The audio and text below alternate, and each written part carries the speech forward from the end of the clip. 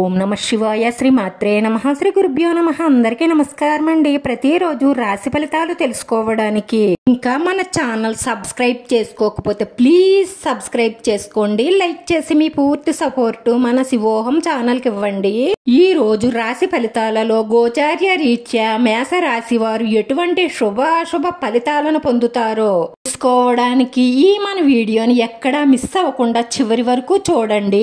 ఈ రోజు మీకు మంచి శుభవార్త అందుతుంది. మీరు పేదవారు అని మిమ్మల్ని విడిచిపెట్టి వెళ్లిపోయినటువంటి ఒక స్త్రీ మీ అభివృద్ధి, మీ మంచి మనసు చూసి మళ్లీ మీ కాళ్ళ దగ్గరకు రావడం ఖాయం.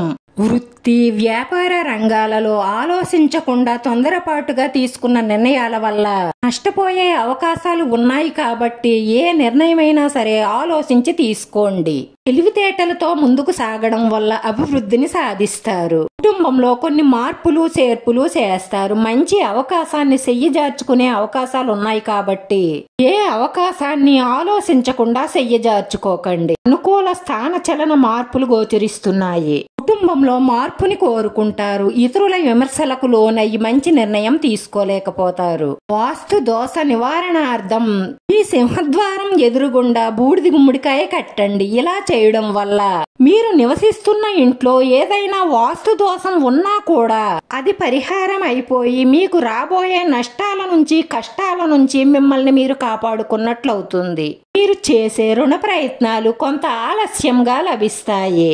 ఎంతో అంత అవసరం అయితే తప్ప అప్పు కోసం ప్రయత్నించకండి. అనవసరమైన ఖర్చుల కోసం అప్పులు చేస్తే రాను రాను అప్పుల ఊబిలో కూరుకుపోయి మీకు చెయ్యందిచ్చేవారెవ్వరూ ఉండరు. అందుకే అప్పు చేసే ముందు 10 సార్లు ఆలోచించి అప్పు చెయ్యండి.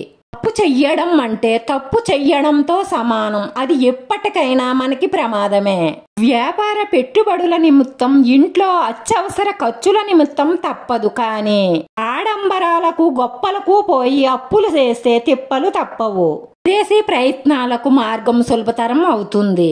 ఆరోగ్యం పట్ల శ్రద్ధ వహించండి. ఆధ్యాత్మిక కార్యక్రమాలలో పాల్గొంటారు. కుటుంబ కలహాలకు దూరంగా ఉండడం మంచిది. ఓర్పు సహనం వహిస్తే మీ ఇల్లే మీకు స్వర్గధామంగా ఉంటుంది, లేదంటే నరకంలా కనిపిస్తుంది. డబ్బును పొదుపుగా వాడండి. ఆకస్మిక ధనలాభం ఉంటుంది. కుటుంబం బంధుమిత్రులతో స్నేహభావంగా మెలగండి. సంఘంలో పేరు ప్రతిష్టలు పెరుగుతాయి.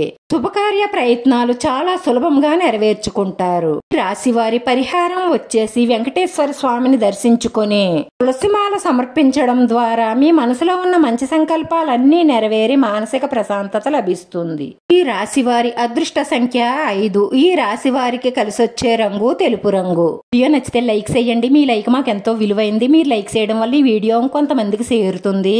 మన శివోహం ఛానల్ ని ఆదరించండి. అందరికీ ధన్యవాదాలండి. ఓం నమ శివాయ.